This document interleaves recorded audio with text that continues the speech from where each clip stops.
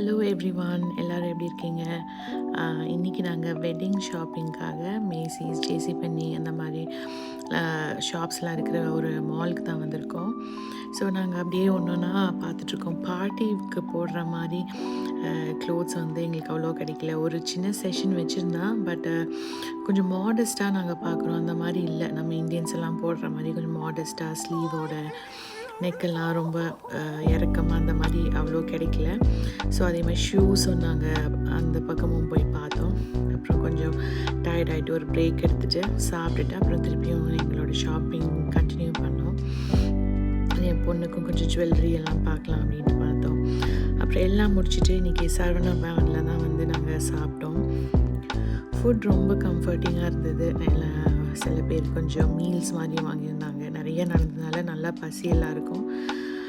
so இந்த பானோட நாங்கள்